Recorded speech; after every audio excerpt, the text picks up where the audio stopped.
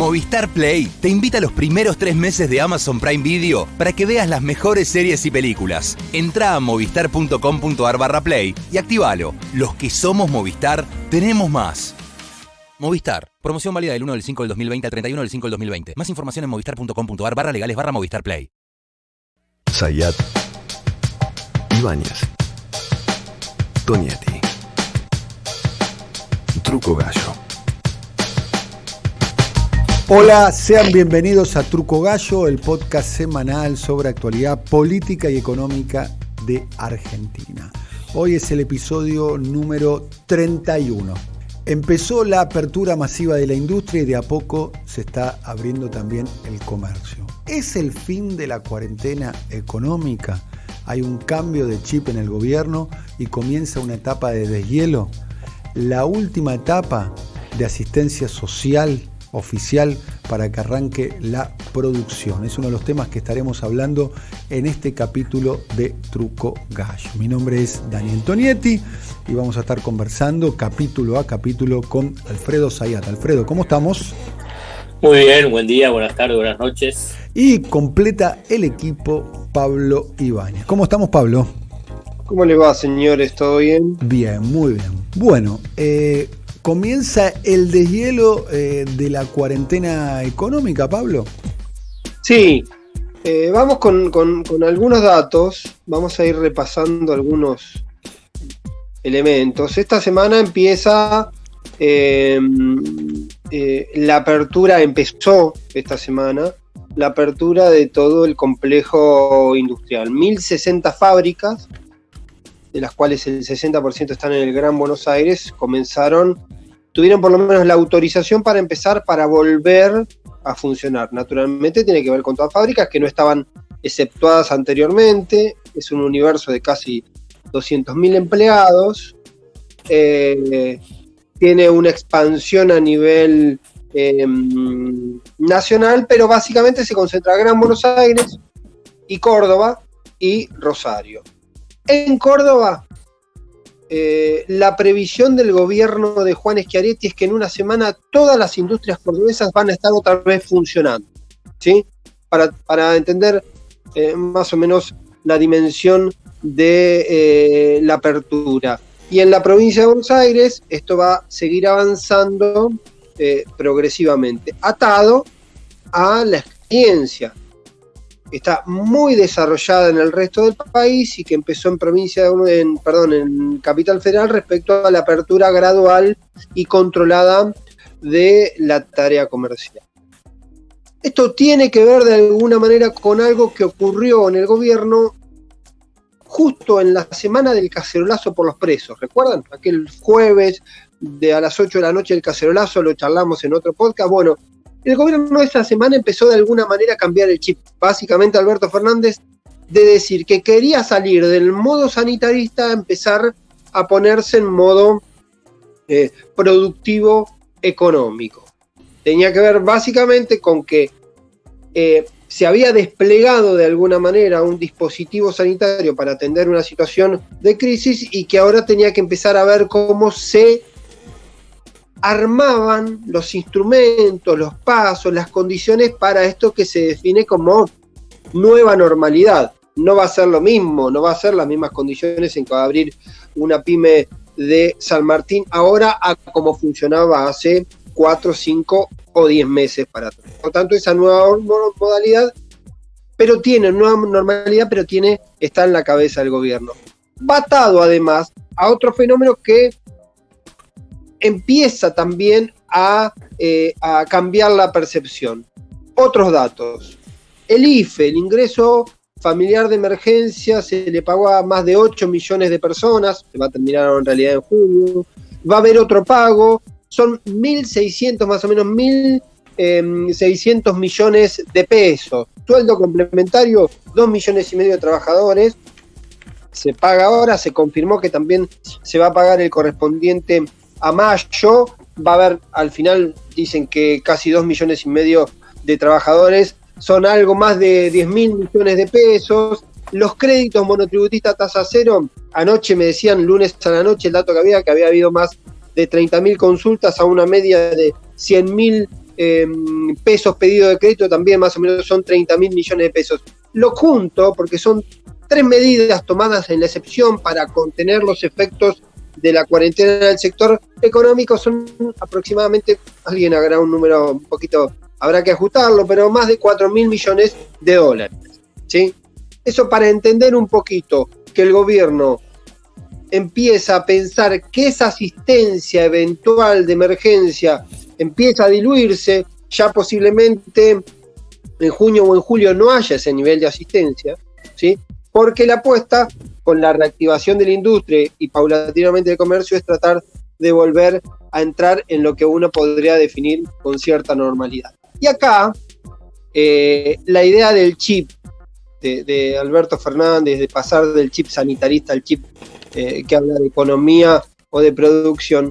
Una disputa, una discusión entre la economía y la salud.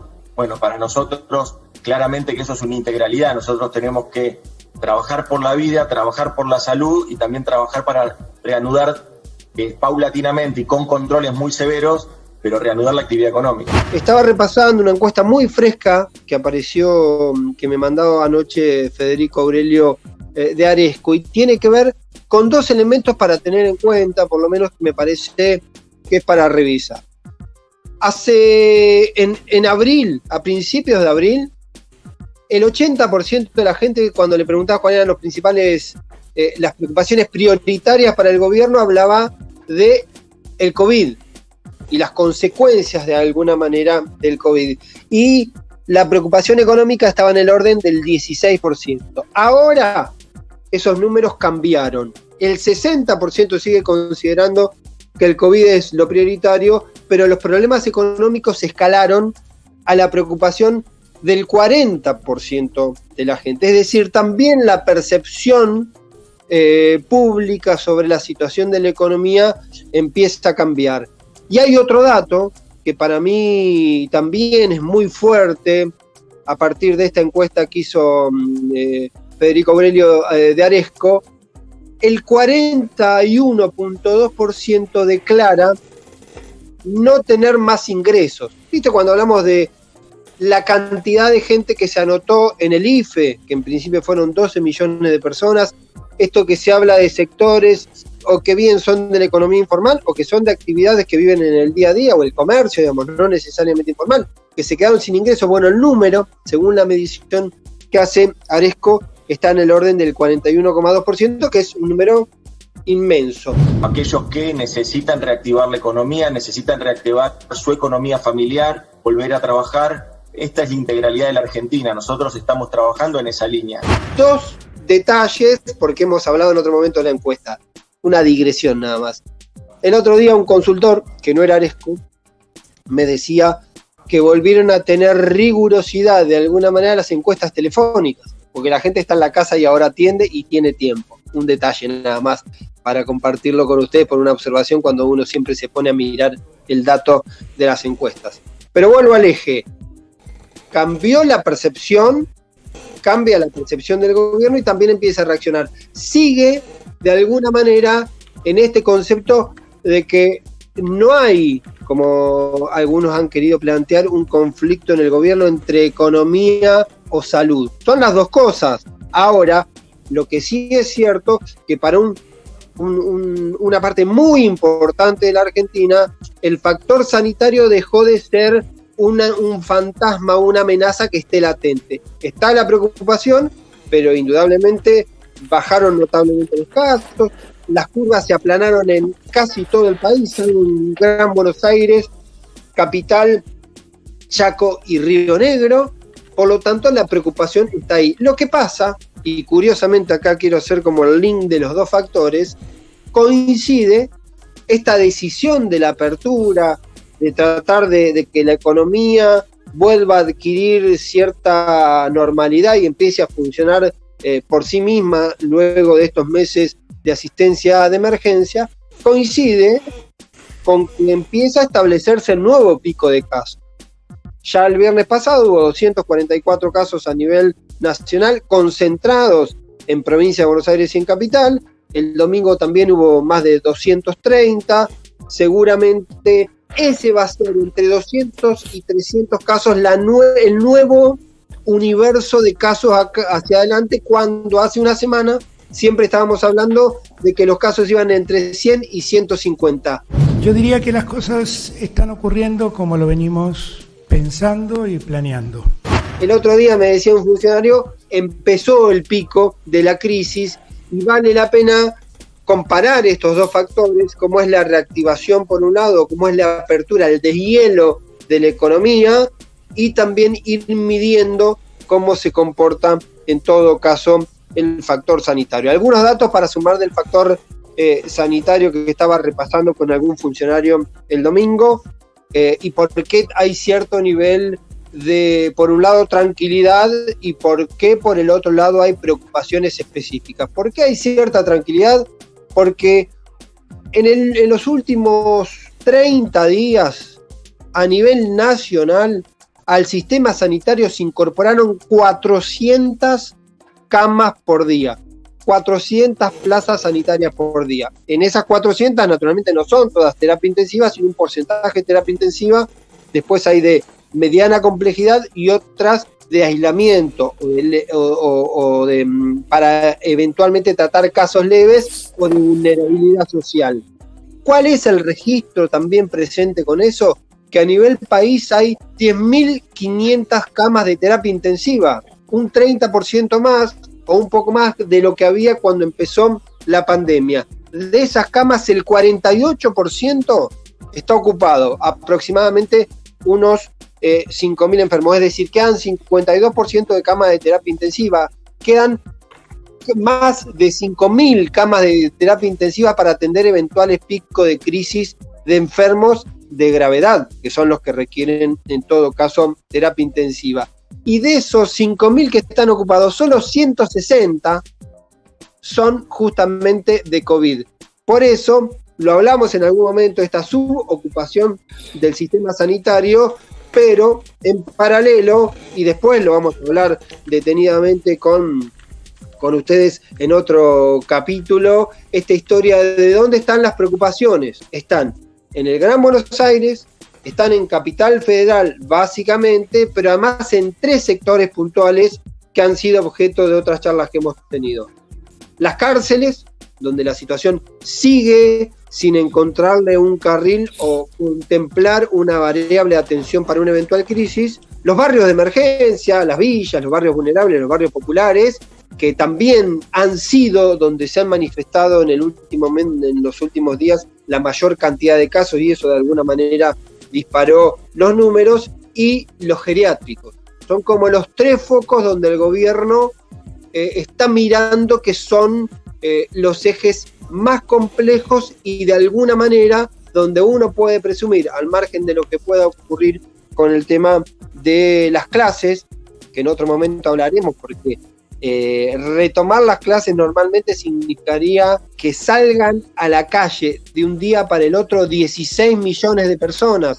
Hay 15 millones de alumnos entre todos los niveles, inicial al universitario, y 1 millón de docentes. Por lo tanto, cuando agregaría Pablo y sus padres, en el caso de los chicos desde la educación inicial y primaria, sus padres, sus madres, sus abuelos, tíos, quien los lleve al colegio, ¿no? Por supuesto. Digo, si vamos a el número duro, digamos, son 15.090.000 estudiantes desde jardín a nivel universitario, sumando educación especial, sumando secundarios de adultos, formación de adultos. Es un universo enorme y más de 1 millón de docentes. Solo contemplando eso, correcto lo que vos decís de los padres, los familiares que se mueven, que trasladan, más los no docentes.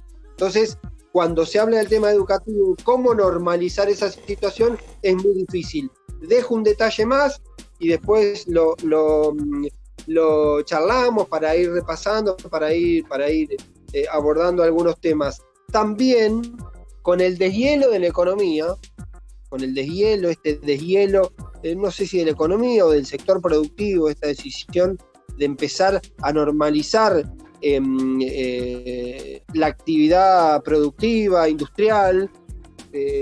Hubo un debate en el seno de la mesa chica porque Axel Kicillof, el gobernador bonaerense, quería priorizar justamente la cuestión industrial, mientras la ciudad de Buenos Aires, razonablemente por la composición económica de Cava, quería justamente enfocar en el comercio. Y se trata de dos territorios muy distintos en la cuestión del impacto que tiene, porque el factor industrial activa a los trabajadores de la industria. En cambio, en el comercio, vos podés determinar cuánta gente vuelve a trabajar y disponer protocolos, transportes y mecanismos para tratar de contener esa expansión. Pero el comercio es impredecible, porque vos tenés el número sobre los trabajadores, pero no sabés cuánto cliente va a movilizar el comercio. De ahí estaba el interrogante, y ahí va a ser muy importante lo que pase en esta semana, cuando en Ciudad de Buenos Aires se vayan abriendo paulatinamente justamente ese sector del economía. Pablo, de todo lo que dijiste, muy interesante, me quedo con una imagen o con una metáfora, que es la tapa del deshielo, y de que el gobierno está pensando, que es un poco lo que vos estás anticipando, de enrollar el barrilete de todos los programas de asistencia que dio durante la pandemia. Quizás sí. A la base de la pirámide el IFE, el ingreso familiar de emergencia. Después están los créditos a tasa subsidiada, a tasa cero para los sectores medios y medios bajos, que los monotributistas, y después las diferentes excepciones para las empresas, incluso grandes empresas, como llegó el último tramo de la asistencia. La pregunta, y es una pregunta que te la traslado a vos, y es una duda que yo tengo, y la verdad que la respuesta no la tengo, y también me parece que es para Alfredo, quizás tenga más elementos para poder responderla, es que cuando se retire el tsunami de la pandemia, que no sabemos cuándo va a ser eso, porque esa fecha, esa respuesta no la tiene absolutamente nadie. Uno puede especular que puede ser septiembre, puede ser agosto, que puede ser octubre, pero cuando se retire el tsunami de la pandemia, va a quedar tierra arrasada en términos económicos. O sea, los comercios no van a quedar en la misma situación prepandemia. Las industrias no van a quedar en la misma situación prepandemia. El mercado laboral no va a quedar en la misma situación prepandemia. Nada va a quedar en la misma situación. Pero la pregunta es, ¿no vino el IFE, no digo para quedarse, pero sí va a ser un instrumento que va a ser necesario? O el caso de la asistencia para monotributistas, o el caso de la asistencia para pequeñas y medianas empresas, teniendo en cuenta que la previsión más buena, con mejor voluntad, más optimista, estamos hablando de un descenso del Producto Bruto Interno de 6 puntos. Estamos hablando de la caída más grande después del año 2002. El punto con ese, se supone que el IFE en particular, fue para sectores a los cuales la economía personal se les paralizó totalmente, ¿sí? Eran sectores, qué sé yo, un remisero, alguien que pintaba, un docente particular, ¿sí? Digo, por decir que la cuarentena los sacó del mercado. Son lo de la actividad, digamos, que tiene que ver de alguna manera con el día a día. No quiero decir que viven con el día a día, pero sí que es una actividad de respuesta y actividad o cobro, digamos, ahí continuado de alguna manera. No sé cuál es la definición técnica, pero digo, se entiende cuál es la idea. No es un empleo, son dos parámetros distintos. La intención del gobierno, que ya lo extendió, va a haber un IFE abril, hubo un IFE en marzo, va a haber un IFE abril que se va a terminar de pagar en junio. Está bien la pregunta. Lo que da la idea es que los volúmenes se van a reducir, ¿sí? Se supone que si vos en abril, lo que tiene que ver el sueldo complementario de abril, que es mucha plata también, porque son entre 16 y 33 mil pesos para cada trabajador, depende del monto que tenía, cuánto cobraba, que cubre el Estado de las empresas privadas. de empresas privadas muy grandes y de todos los sectores de la economía. Ojo, hasta ahora, por lo menos el último dato que tengo yo, son 2.100.000, pero creo que van a llegar a 2.500.000. Ahora, lo que se supone que esos techos, esos volúmenes, se van a modificar sustancialmente. Puede ser que haya una continuidad, un IFE residual, pero muchísima gente que estuvo cobrando IFE, se supone que paulatinamente va a ir adquiriendo alguna normalidad en la actividad diaria. ¿Se entiende?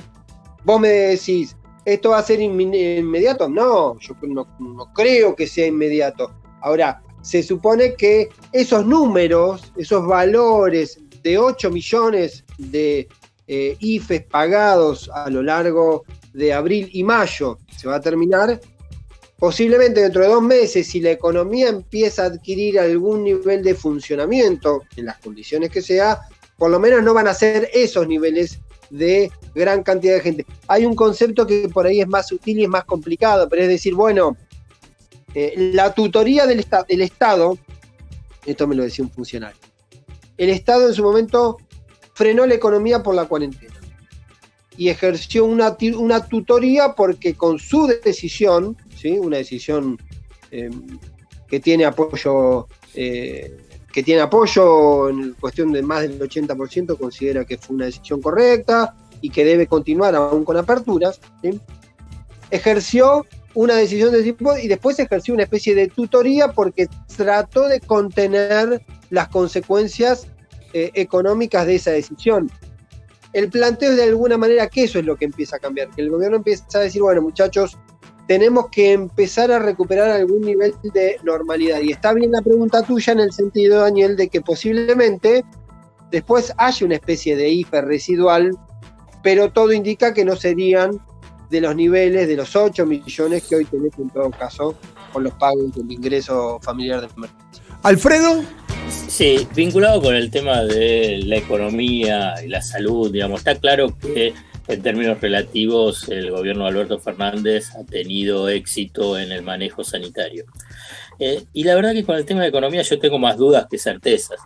Y más viendo qué es lo que está pasando en el mundo. Digamos, yo creo que está bien que los funcionarios piensen que puedan reactivar un poquitito la economía, tratar, como dice Pablo, de alcanzar una normalidad o una nueva normalidad. Lo que pasa es que la verdad que nadie sabe. hay que saber decir que la verdad nadie sabe.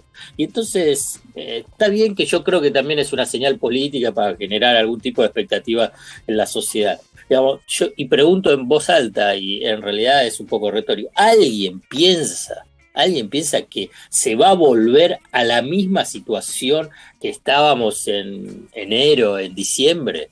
Digamos, la verdad que inmediatamente yo pienso que no. Y entonces la verdad que hay que buscar otros mecanismos, y no solamente con el tema vinculado con el tema económico, no solamente a nivel de la protección, que tiene que haber distanciamiento de los trabajadores, que tienen que tener barbijo, que tiene que haber alcohol en gel, etcétera. Digamos, eso es lo que serían los protocolos de seguridad. El funcionamiento de la economía. Digamos, la economía mundial está colapsada. Entonces, la verdad, a mí me sorprende, y está bien que es así, que hablen los economistas, porque, digamos, entre los payasos mediáticos, economistas, más los ortodoxos que se dedican siempre a generar algún temor, o que siempre la culpa es del gasto público, digamos, con un archivo de error mayúsculo, ¿no? ¿Quién piensa que la economía puede funcionar, digamos, entre, digamos, esquemas económicos, digamos, sanitarios, entre cuarentenas o apertura? Digamos, en el ejemplo que dio Alberto Fernández vinculado al tema Suecia y Noruega, el tema sanitario, la verdad que no habló sobre el tema económico. Y tanto Noruega como Suecia, con modelos sanitarios diferentes, las economías han colapsado, las dos. Entonces vos tenés Suecia, que dicen, bueno, ven, ellos tienen apertura a nivel sanitario, salen a trabajar y salen a la calle. El Banco Central sueco y el Ministerio de Finanzas sueco, o sea, datos oficiales, hablan de una caída del Producto Interno Bruto sueco entre el 7 al 10%.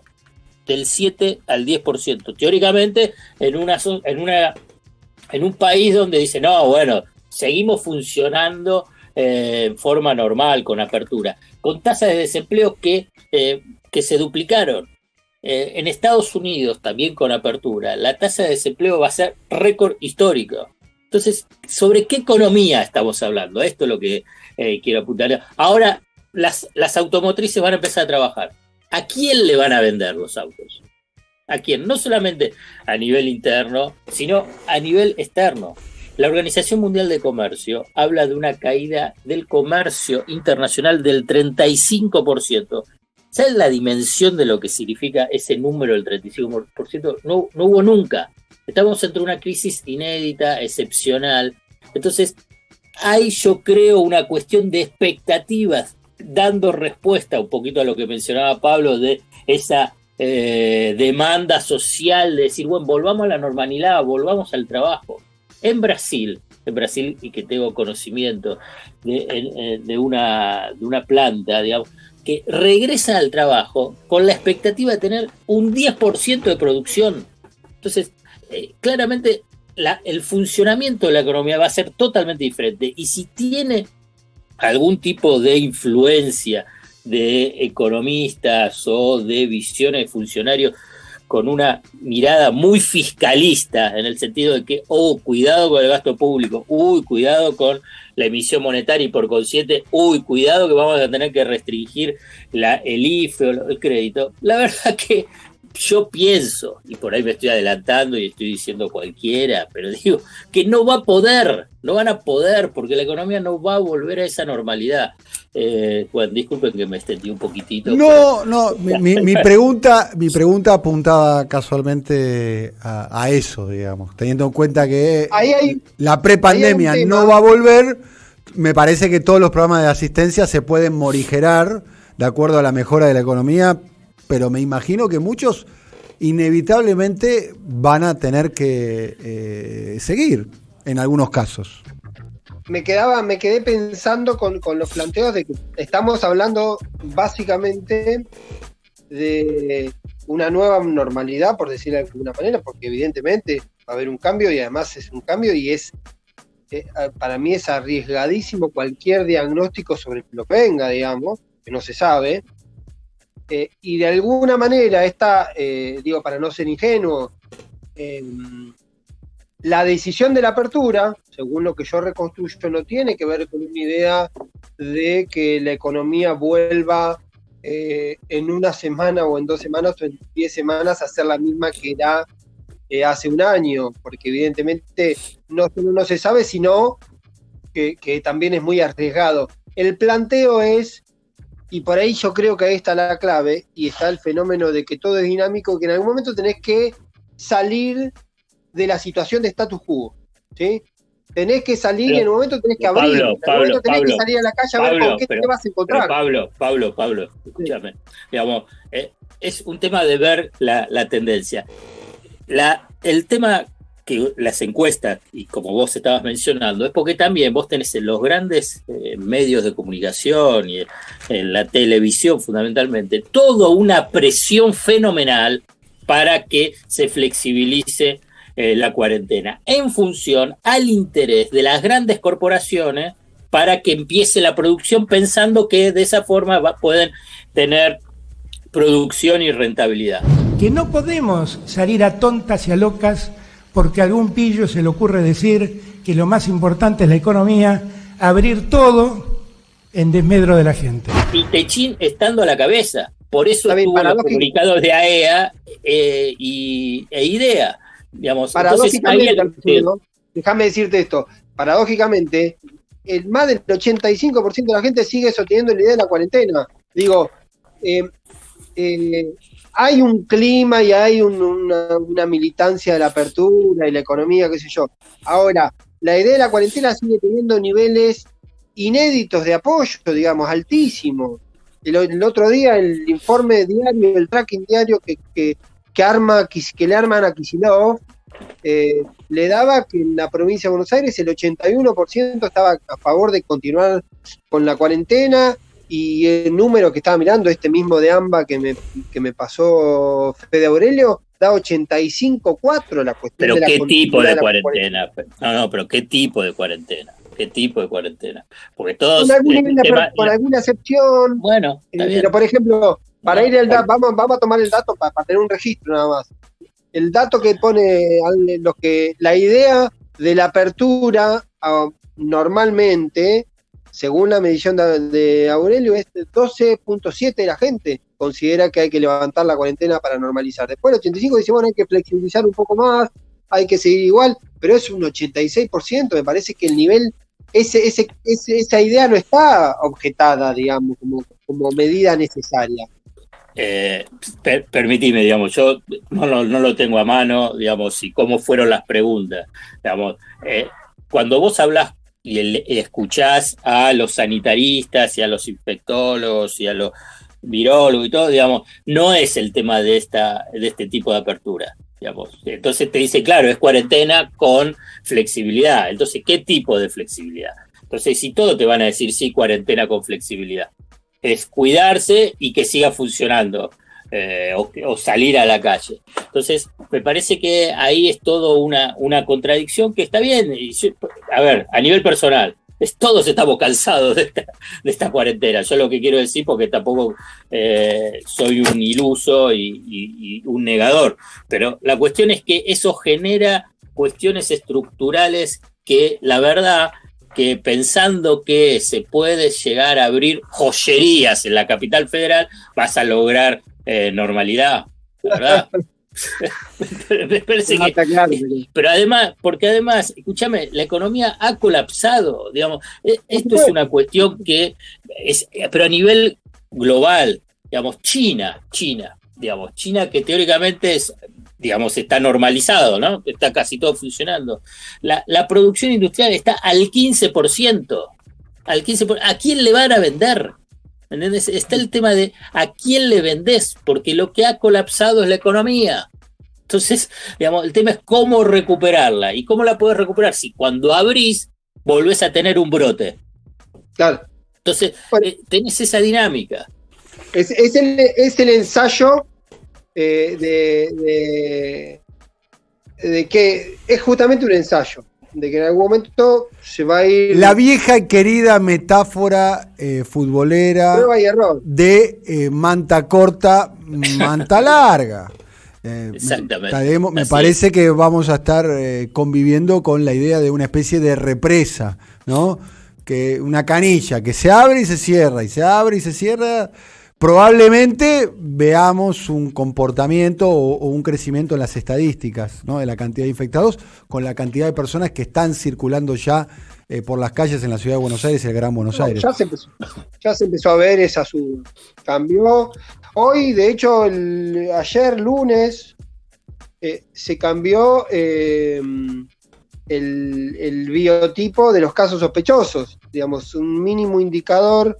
Si vos vivís en un barrio popular, ¿sí? En una villa, en un barrio vulnerable, te convierte, digamos, en sujeto de ser hisopado. Viste que hay unas características para que a vos te sometan a un hisopado, tener determinadas condiciones. Bueno, se incorporó justamente esto.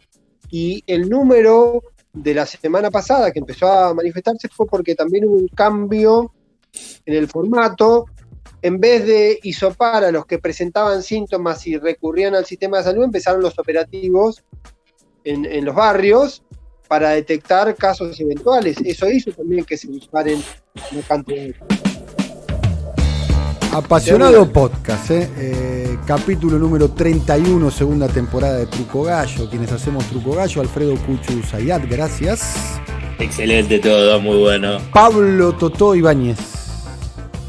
Saludos, muchachos. La coordinación a cabo de Patricio Pato da Torre, gracias Pato. Y la producción comercial de Pablo López. Adrián Catarazo está en la operación técnica, gracias Cata. El realizador es Simón Vilarrubia y el diseño gráfico a cargo de Andrés Rotz y Lisandro Aira para brasilcomunicación.com. Hasta el próximo episodio.